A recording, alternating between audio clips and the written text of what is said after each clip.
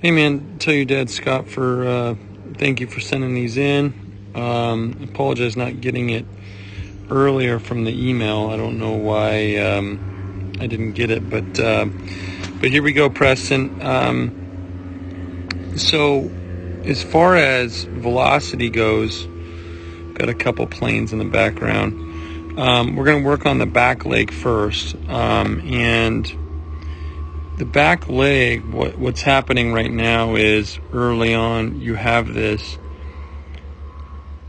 fall into this quad and knee instead of getting into the glute. So if I measure your glute to your heel straight down, you're actually inside your heel, which you should be outside your heel. So your back leg should be here and your glute should be right around there.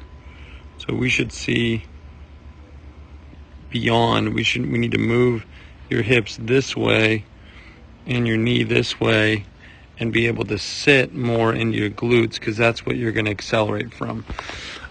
So power to the back leg is definitely a weakness of yours. We also see out of this side this knee rotating inward early. And what that does is it collapses this back leg, and so there's no extension, there's no straight leg into this hip that pushes that energy through. So definitely a back leg. So what I would fix out of this back leg is I would hold tension a lot longer. And when you hold tension a lot longer, you actually do a pretty good job right there. I'd hold it for a little bit longer and just straighten this back leg into that hip strike, or into that hip rotation. So that's the lower half, or that's the back leg, and we're going to look at the front leg now. So right at plant leg, there's a little bit of a shift once you plant.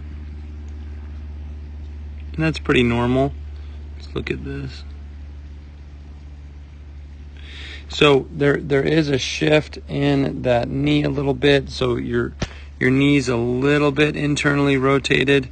So that might be something that you can work on later. I don't think it's a big issue.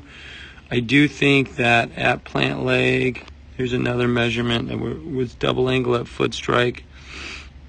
So you're getting long enough. 114 is fabulous.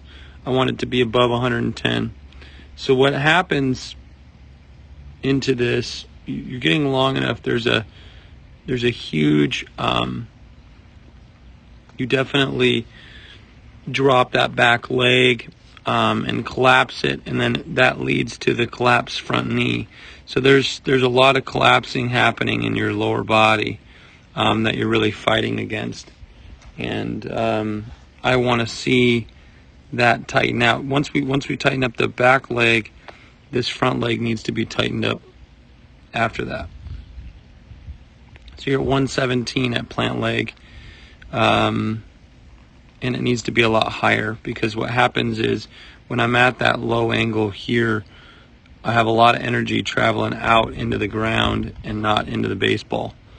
It's almost like you're stuck in this position.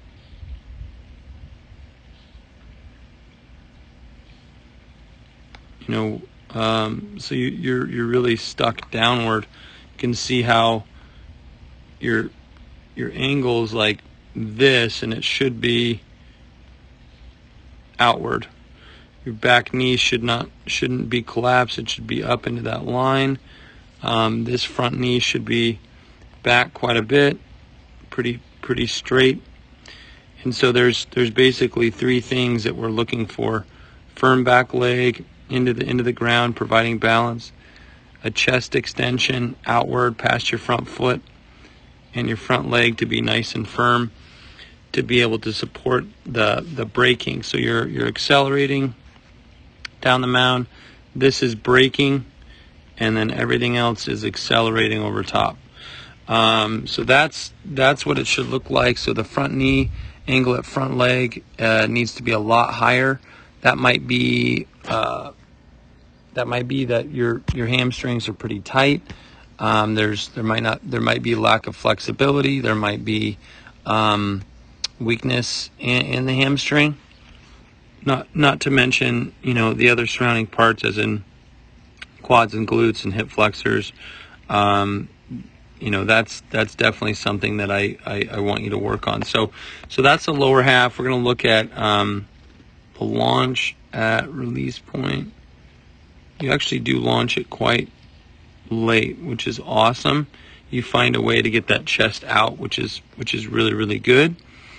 So right here, I really like the way that you're staying back, your torso staying back in this position. If you could hold that and let your hips just ride early, let your hips go early, keep your upper body the same, and then use your upper body late. Right now I see this is a huge acromial line issue. Basically what that means is you're crossing your body so much that you have to over rotate just to get it on time. And if you maybe came back to about here, you'd reduce, if you didn't cross this line, you'd reduce the amount of arm drag, and you'd be able to speed up your rotation quite quickly, and you'd be able to get on target a lot faster, creating more tension. But I will tell you, that back leg or that front leg, that's going to be a big source of your upper body issues, because you're not able to rotate around fast enough, because your all the energy that you're rotating with is now going out into the ground. So you definitely have an acromial line issue, and I think you should keep your ball in glove a little bit longer. I think you're separating even before. You should probably be separating right now. Getting up there pretty quick and then driving. So your upper body's a little bit late because you're separating so early. So stacking, definitely something I want you to work on. Box drill 1, hooks, and all while making sure that back knee has tension and you're pushing through. I think your timing, you're a little bit slow. I think you need to be quicker down the mountain. That's going to help tighten some things up. All right, so stacking, let's look at front glove. Front glove's fabulous. I don't have an issue with that. You're doing a really good job of loading that scapula this way. So that's awesome. And we're going to look at high elbow. Take off your shoulders, your elbow. You're pretty close. Your elbow right here is quite low.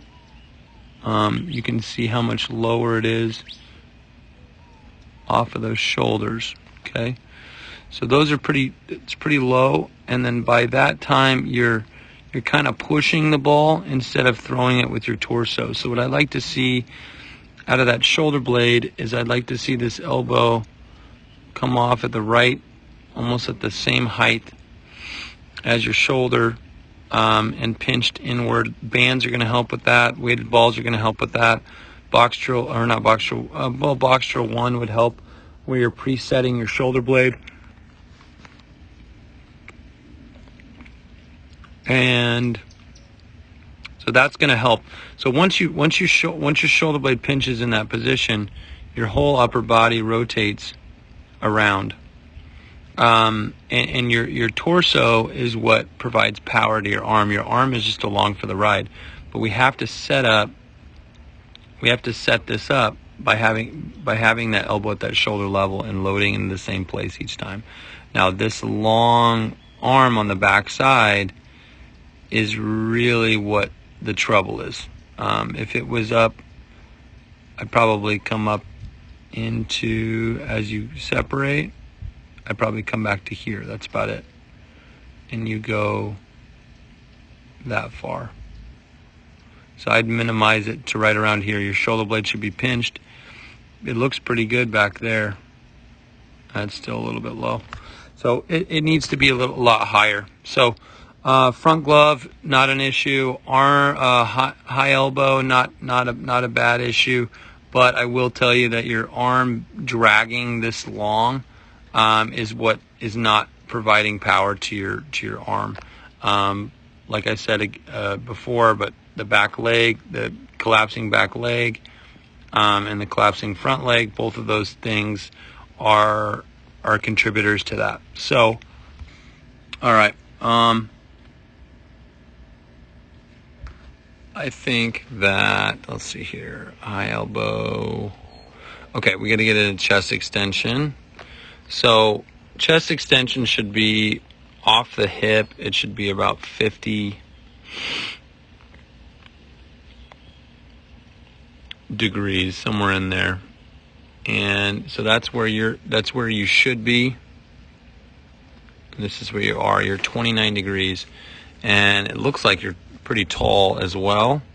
So this front knee, this collapsed back leg, those things are going to really inhibit your chest extension. And that's where your power comes from. It comes from the center of your body, from your core. So I'd like to see you get out to here. And the only way that that's going to happen is if that back leg stays on the ground and doesn't collapse. If that front leg stays tighter to be able to pinch into that front leg. And that's the only way your chest is going to be able to extend far enough to be able to release that ball past your front foot. So if you can do that, that is going to make you throw anywhere from 5 to 10 miles an hour harder in a short amount of time. So so chest extension, definitely something I want you to work on. A lot of it has to do with the front knee, like I talked about. And I think that's about it. So I hope this is helpful. Please text me. It's the best way to get in contact with me if you have any questions, and I will talk to you soon.